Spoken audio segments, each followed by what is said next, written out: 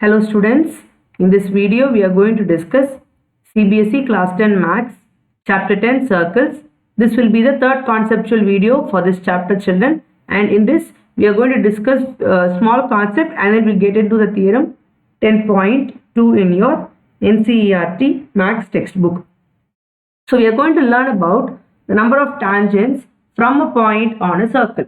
So we're going to find how the tangents may occur in a circle. We are going to see that under three different cases. The first case is there is no tangent to a circle passing through a point lying inside a circle. So here you have a point inside the circle. If I try to draw a tangent which is going to pass through this point, it is not possible, because a tangent is a line which will just touch the circle. Tangent, we've already learned, it means to touch. So it has to touch the circle. The point is inside. Will it touch the circle here?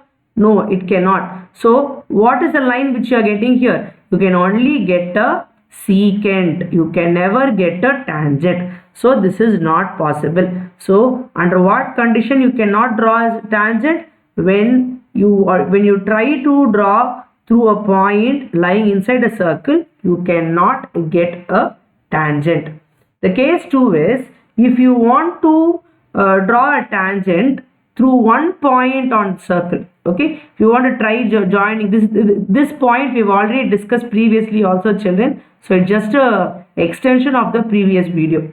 So if you want to draw a tangent at this point, it means you can only draw one tangent. If not, it will go inside. Okay, if you're going to draw in any other way, it will go inside. So you can draw only one tangent passing through one particular point lying on the circle. So there is one and only one tangent to a circle passing through a point lying on the circle. Is it clear, children? So first case we saw, when we can never have a tangent, that is when it is going to be inside. When the point P is going to be inside, lying on the circle, only one tangent. Okay. So if you want to draw a tangent from an external point means from a point lying outside the circle, then you can draw two tangents. You can draw only two tangents. You cannot draw beyond two. Okay, if you want to draw a tangent from a point lying outside the circle, you can draw exactly two tangents. Is it clear, children? So we have seen what are the different cases. The first case, inside, not possible. One point, only one tangent. Point outside, two tangents. Okay. Now, how do we define the length of the tangent? The length of the segment of the tangent, okay, from the external point P. So if I'm going to draw like this, how will I measure the length of the tangent? So it will keep on going. So I cannot measure everything. Okay. It will only be this measure.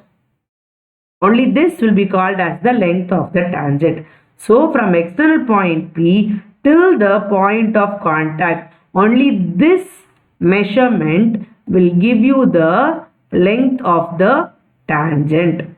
This will only give you the length of the tangent. Is it clear, children? So these are the basic concepts, which is just an extension of the previous video. Now we'll get into the theorem 10.2.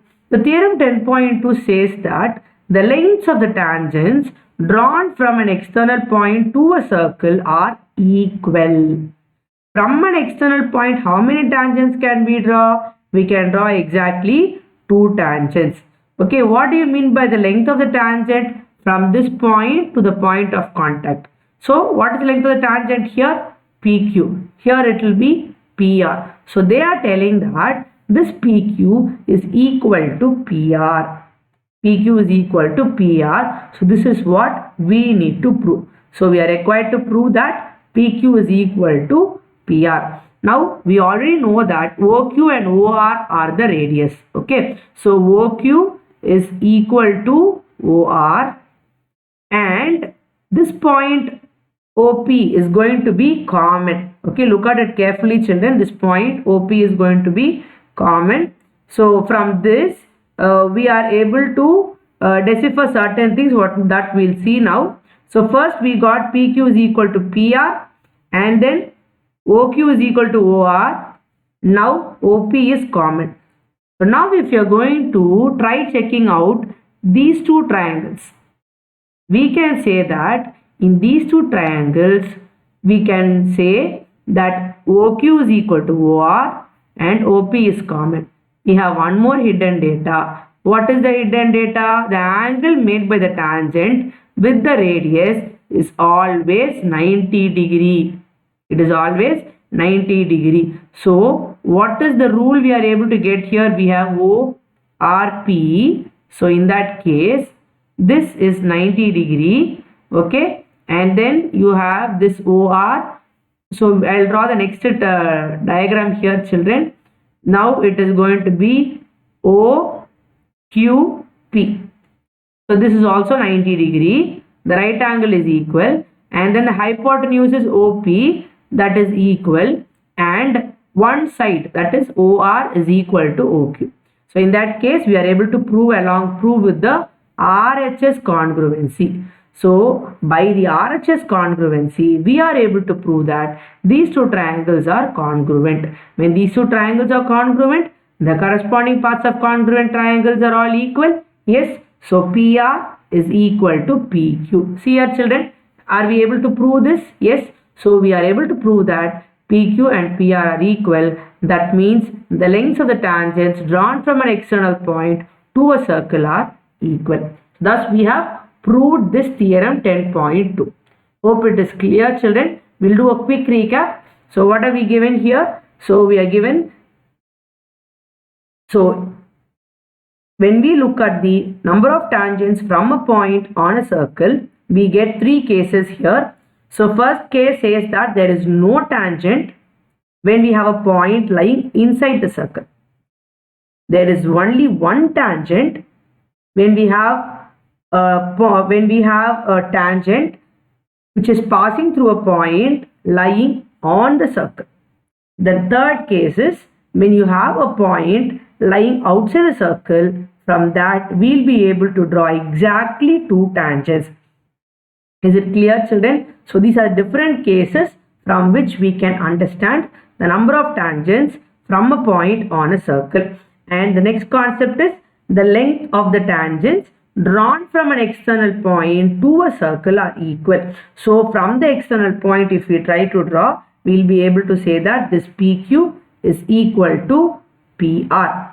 So what is the length of the tangent? The length of the tangent is the length from the point outside till the point of contact. Till the point of contact, that measurement will take it as length of the tangent.